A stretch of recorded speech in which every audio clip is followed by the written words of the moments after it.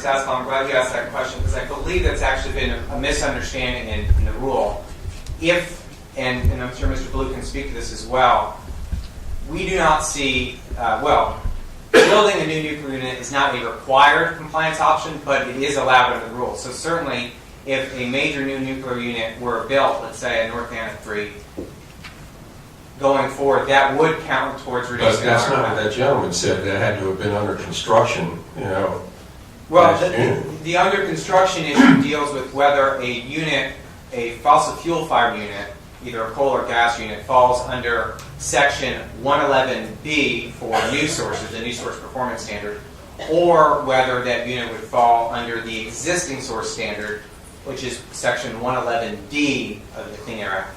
But that's a slightly different issue than whether a nuclear unit would count towards meeting the compliance target going forward if it were to come online. You didn't answer my question. What's the logic? What's the logic in saying to them, if that gentleman before you was correct, that if you were to build a nuclear power plant 5 years from now, and even if that, and ultimately by 2030, Dominion and Appalachian were all nuclear, no coal, no natural gas, no anything else, that wouldn't count. And that's what he just said. Respectfully, Senator Saskel, I disagree with the gentleman from Virginia Tech on that. I don't think that's an accurate interpretation of the rule. It strikes me that it would not make sense, and that's why I don't think it's part of the rule as it's drafted. Well, as you know, that wouldn't be a first for the government. So here's to get back to that 21% and directly answer your question on where that new nuclear unit would count. I believe the staff's analysis, the Staff and State Corporation Commission's analysis, is that the cost of compliance would be driven, in fact, by building a new nuclear unit, because that would count towards meeting the compliance costs. Now, that is, according to the staff's analysis, the driver of their $5.5 billion net present value number. The driver of that cost is overwhelmingly a new nuclear unit. It's not the renewables, it's not the efficiency, it's that new nuclear unit. Now, I think there was a legitimate question about whether Virginia wants to invest that money or not. I'm not going to take a position on that, but if we want to have a discussion on the cost of the nuclear unit, then that's a fair discussion on the nuclear unit. But the Clean Power Plan should not be used as a scapegoat for that discussion, because the Clean Power Plan does not require it. It would give you credit for it, but it doesn't require it.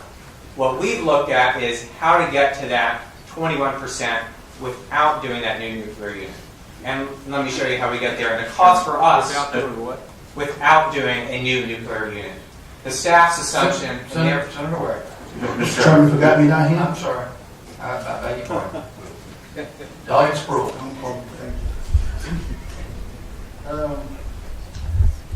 If the others that you disagree with, the gap we're talking about, you used the EPA analysis of 2012. You know what they were using, what year they were using? I believe they were, well, I defer to Mr. Walker on that. I believe they, I think it'd probably be a good question for Mr. Walker. I believe they were using, you all used 2012 as well? Oh, I'm sorry, they used 2020. So they have a different baseline entirely. So if you were using 2020, you think that would be an agreement? I'm trying to figure out something that you agree on what they're using. Yeah, well, I would say I don't think we're that far apart between 73% and 79% of the way there. And I think that the drivers of that distance are, we looked at both Appalachian Power, we looked at this state as a whole, giving credit for the retirements that are set to happen on Clinch River and Glenland, and we looked at increasing gas capacity for the combined cycle units to 70%. I think that right there probably makes that most of the difference between where the staff is and where we are. But either way, the takeaway that I want to leave with the committees here today is that we're not that far apart. That we're looking at the whole debate really is on this 21 to 27% and how you get the rest of the way there. So had you used 2020, you think that would be even closer together? I'd hate to conjecture on that. I want to kick that to the consultants at ICF. Thank you very much. Mr. Chairman, before we flip the page, I'm looking at the bullet that says 56% comes from natural gas, so that obviously implies an expansion of natural gas generation plants.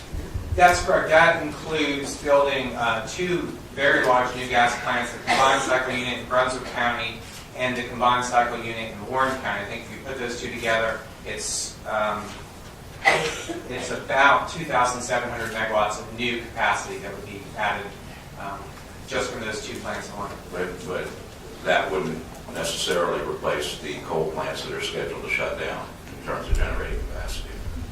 Nor would it take into any increase in electric consumption within Virginia that has been ongoing for the last few decades. Well, if you look on this, at least Senator Wagner gets the question on the reliability issue, and this is of course something that EPA is looking at closely at. If you look at that reliability numbers, the retirements are already set to happen. The retirements at Yorktown, at Chesapeake, at Glenlyn, at Clinch River, those retirements are already set to happen. That's about 2,000 megawatts of retirement. Now those are operating because they're very old units. I mean, the Yorktown unit, just to give you a sense of it, the first unit at Yorktown came online in 1953, the first year, or the last year of the Truman administration. So we're talking about some very, very old coal-fired units that have been set to retire for a number of years. That 2,000 megawatts is set to retire regardless of what happens with this rule. 2,700 megawatts of new gas capacity is slated to come online. And in addition, I would say a key piece of addressing the reliability concern is a robust investment in energy efficiency. Energy efficiency has a really powerful positive impact on helping with reliability concerns. And I don't want to discount that, but I want to focus on reliability because reliability, obviously, we're going to be more reliable on natural gas for our electric generation than we have in previous years, given what's planned and what may be projected in the future. Would that be a good statement? I think that's a true statement. That if we look forward, it's clear that EPA, and you can see it here in this graphic, that natural gas, expansion of natural gas, is a core piece of the EPA Clean Power Plan. And still focusing on the reliability issue, post-Katrina, and I'm talking immediately after post-Katrina, we ran out of natural gas simply because the primary, in fact, the major source of natural gas for the Commonwealth and the D points north and south of here was from the Gulf of Mexico, and that is still the case today. Would you agree with that?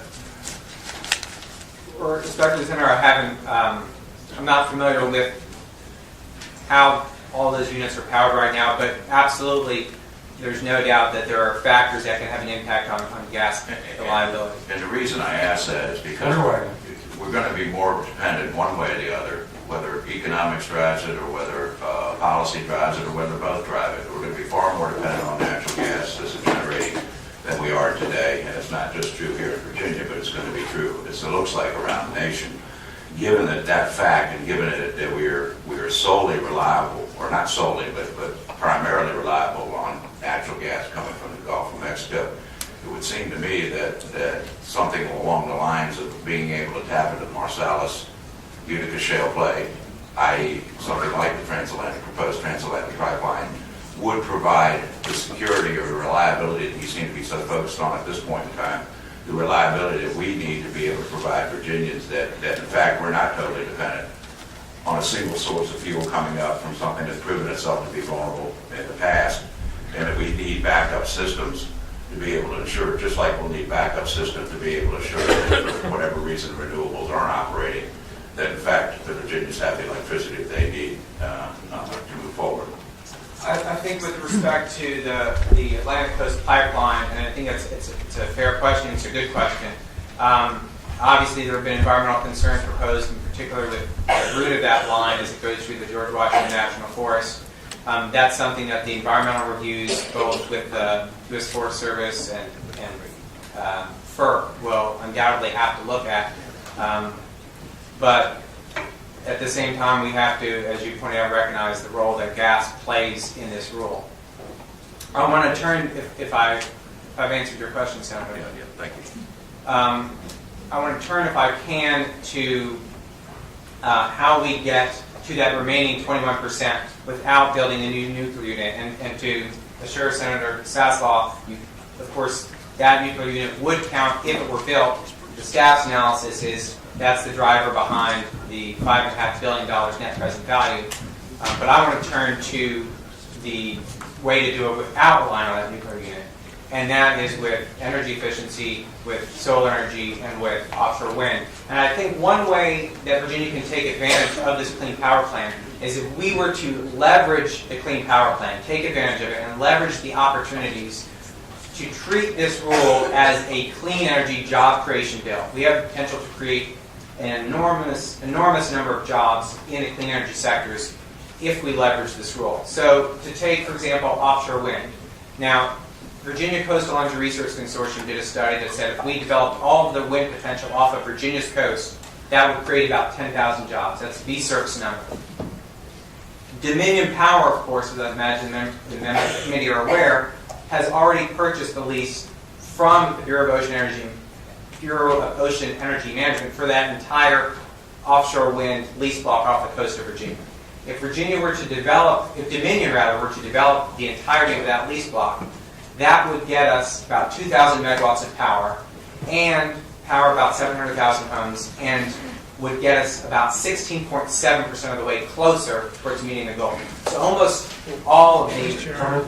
What would that cost be per kilowatt hour? And the reason I asked that, Cale, is that a couple of years ago I talked with a fella who is the head of AES Solar. I think his name was Robert Hemphill. And he's probably the largest in America, but he doesn't, at that time, he didn't seem to be doing hardly any work here. He was doing it overseas. And he said the reason that he did it overseas was that the governments over there were willing to subsidize that. And he said that without the subsidy, he says you're looking at, and this was on land, not out in the water, you're looking at 28 cents per kilowatt hour, okay, of which I think Dominion's like, what, 10.5, something like that, 10.5, 11 cents. What would be the, assuming that he knows what he's talking about, and I suspect he does since it's the largest solar company in the world, what would it cost to do this offshore? And if you don't know the answer, I'm sure Dominion probably will when they speak. I think that Dominion would have the best figures on where they are in terms of the cost on the offshore wind piece of the pie. I would note, however, that it's a fair point that you've got to look at a lot of different renewable options. And onshore wind, Appalachian Power, in the company's most recent integrated resource plan docket, noted that onshore wind becomes cost competitive by 2021 or 2022. So far cheaper, roughly, I believe the number is 67 cents per kilowatt hour. Right, 627, not 67, right. And where do you get that number from? It's 20 cents. Right, so we're already at roughly 6 cents, 7 cents for onshore wind. Appalachian Power in their IRP is talking about wind being cheaper than the cost of avoided energy off of PJM by 2021. Solar. Right, and then solar, the numbers are even better. Appalachian Power, again, in their most recent integrated resource plan filing, modeled doing 500 megawatts of solar from 2019 to 2028. And the reason they picked it starting in 2019 was, according to their own analysis, at that point, 2019, solar is cheaper than purchasing energy off the grid. And in fact, in that IRP model, Appalachian Power had to artificially cap their solar increase at 50 megawatts a year. And the reason they explained that during the hearing was because if we let the model just select it, because it's the cheapest option, it would select an infinite amount of solar. And we can't build it infinitely. So Appalachian Power figured we can safely assume we can ramp up, build 50 megawatts of solar a year. But already by 2019, solar is cheaper than the cost of avoided energy in PJM. So, Mr. Chairman, Senator Wagner. you said that AEP estimates, and that was 2028, that it would be cheaper solar than buying off the grid. no, by 2019 it would be cheaper. Yeah, 2019 would be cheaper. That's Is correct. that because of the